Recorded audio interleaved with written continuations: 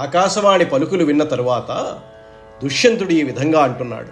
ఏనుంజీ ఇంతియును కాని ఎరుగరణ్యులు అర్ధి కణ్వ మహాముని ఆశ్రమంబునందు గాంధర్వ విధి వివాహమున కరము నిమ్మి చేసిన దీని పాణిగ్రహణము.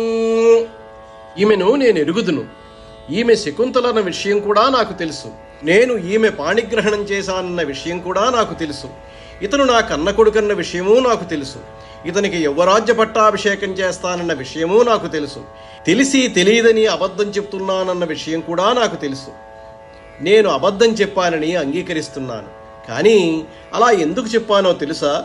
మా వివాహం జరిగినప్పుడు అన్యులు లేరు, ఇది రహస్యంగా జరిగింది, అందుకని నేను నిజం అంగీకరించలేకపోయాను అని దుష్యంతుడు అన్నాడు. ఇతరులకెవ్వరికీ తెలియదు కాబట్టి లోకనింద కలుగుతుందేమోనన్న భయంతో నాకీమె తెలిసి ఉన్నప్పటికీ కూడా కఠినంగా ఈమె నాకు తెలియదు అన్నాను.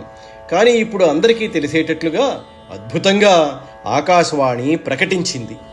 దుష్యంతుడు నిజాన్ని బయటపెట్టాడు, కళంకాన్ని కడిగివేసుకున్నాడు. అతని వర్తనం వలన శకుంతలా మహాత్యం ధ్వనింపబడింది. ఈ విధంగా పలికి దుష్యంతుడు అమిత ప్రేమతో కొడుకును దగ్గరికి తీసుకుని సంతోషంతో కలిగిన పులకలతో కౌగిలించుకొని పట్టమహిషి అయిన శకుంతలను మిక్కిలి ప్రణయ గౌరవాదులతో సన్మానించి భరతుడిని యువరాజ్య పదవిలో అభిషేకించి చాలా కాలం రాజ్యసుఖాలు అనుభవించి తన రాజ్యభారాన్నంతా భరతుడికి అప్పగించి తాను తపోవనానికి పోగా భరతుడశేష భూభువన భారధురంధరుడై వసుంధరన్ పరగి అనేక యాగములన్ పాయక భాస్కర జహ్ను కన్యకా సురుచిర తీరదేశముల సువ్రతుడై పునరించి భూరి భూసురులకు నిచ్చే దక్షిణలు శుద్ధ సువర్ణ గవాస్వహస్తులన్.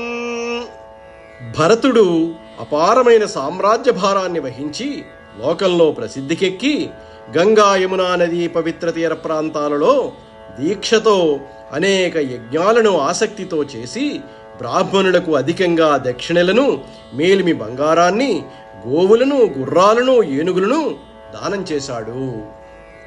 భరతవంశ క్రమం. భరతుడు తన వంశంలో పూర్వం ఉన్న రాజులకి, భవిష్యత్తులో పుట్టే రాజకుల వంశస్థులందరికీ మూలపురుషుడయ్యాడు. అందువల్లనే భరతవంశమని పిలువబడుతోంది. భరతుడికి కేకేయ రాజపుత్రిక అయిన సునందకి భుమన్యుడు పుట్టాడు. అతడికి దాసార్హుడి కూతురైన విజయకు సుహోత్రుడు పుట్టాడు. అతడికి ఇక్ష్వాకుడి పుత్రిక